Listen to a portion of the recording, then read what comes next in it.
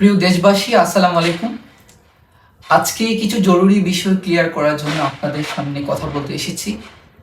আপনারা নিশ্চয় অবগত আছেন, গতকাল শায়েস্তাগঞ্জ থানা এলাকায় আমাদের এক জুলাই আন্দোলনকারী ভাইকে অন্যায়ভাবে গ্রেফতার করায় থানা প্রশাসনের সাথে কথা বলার প্রাক্কালে উত্তেজনাকর পরিস্থিতিতে আমার মুখ ফসকে অসাবধানতা বশত একটি স্লিপ অফ টাংকে কেন্দ্র করে দেশবাসীর নিকট একটি ভুল বার্তা পৌঁছার উপক্রম হওয়ায় প্রকৃত তথ্য দেশবাসীর নিকট তুলে ধরার জন্য আজকে আপনাদের সামনে হাজির হয়েছি। মূলত গতকাল আমি উক্ত সংশ্লিষ্ট থানাতে শুধুমাত্র গিয়েছিলাম আমার একজন জুলাই সহযোদ্ধাকে বাঁচানোর জন্য, যাকে ভুল তথ্যের ভিত্তিতে ডেভিল আখ্যা দিয়ে থানায় নিয়ে যাওয়া হয়েছিল। আমার স্থানীয় সহযোদ্ধাগণ, ভুক্তভোগী পরিবার এবং ইনফ্যাক্ট আমি নিজে উক্ত সহযোদ্ধার আন্দোলনে তার যথেষ্ট ভূমিকার যথেষ্ট প্রমাণ সম্বলিত তথ্যগুলো প্রশাসনের নিকট বারবার উত্থাপন করলেও তারা তাকে চারতে টালবাহানা শুরু করলে এক পর্যায়ে আমি নিজের উপর নিয়ন্ত্রণ হারিয়ে ফেলি।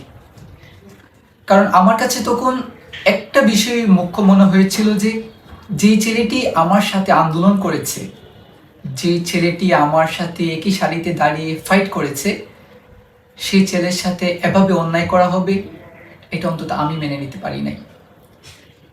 এবং মূলত আমি বুঝাতে চেয়েছিলাম যে আমরা জুলাই গণঅভ্যুত্থানে আমরা হবিগঞ্জের জুলাই যোদ্ধারা, হবিগঞ্জের শান্তিপ্রিয় মানুষদেরকে সাথে নিয়ে হবিগঞ্জের থানাগুলোকে এবং সরকারি স্থাপনাসমূহ নিরাপদ ও অক্ষত রাখার ভূমিকা আমরা পালন করেছি।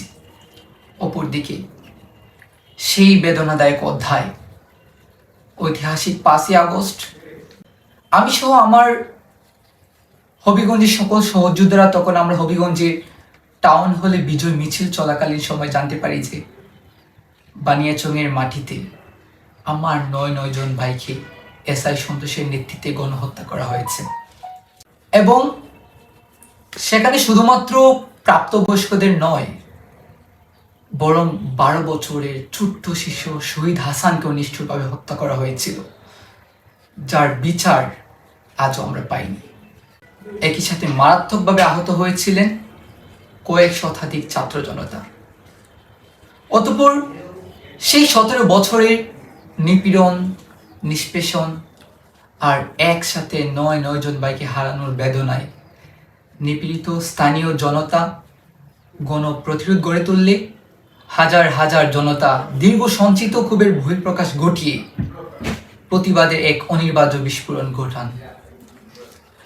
উল্লেখিত ঘটনাটি জানার সাথে সাথে আমরা পরিস্থিতি নিয়ন্ত্রণের জন্য তৎকালীন আর্মি ক্যাম্পের সাথে যোগাযোগ করি এবং তারা সেখানে উপস্থিত হলে বহুল ঘটনার পরবর্তী সময়ে তারা পরিস্থিতি নিয়ন্ত্রণে আনতে সক্ষম হন।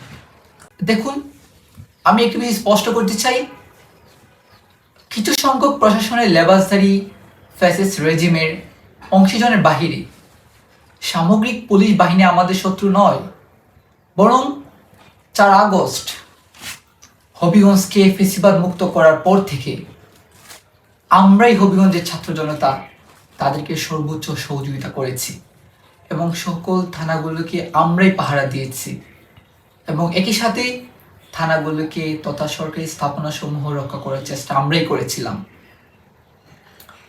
আজকে আমি অত্যন্ত উদ্বেগের সাথে লক্ষ্য করেছি আমার বিরুদ্ধে যেভাবে কুট করে একটি স্লিপ অফ টাংকে বিভিন্ন মিডিয়ায় ছড়িয়ে দেওয়া হয়েছে, সেটি আমাকে চরমভাবে মানসিকভাবে বিধ্বস্ত করেছে। তার বিপরীতে আমি শুধু একটা কথাই বলেছি যে আমাকে আঘাত করুন, আমি মাথা পেতে নিব, কিন্তু প্লিজ আমার উপর বেইনসাফ করতে যে আমার বানিয়াচংয়ের যে 9 জন ভাইকে গণহত্যা করা হয়েছে, প্লিজ তার বৈধতা দিবেন না। আমি শুধু একটা কথাই বলতে চাই, আমি আমার সকল জুলাই যোদ্ধাদেরকে আমি হৃদয় থেকে ধারণ করি।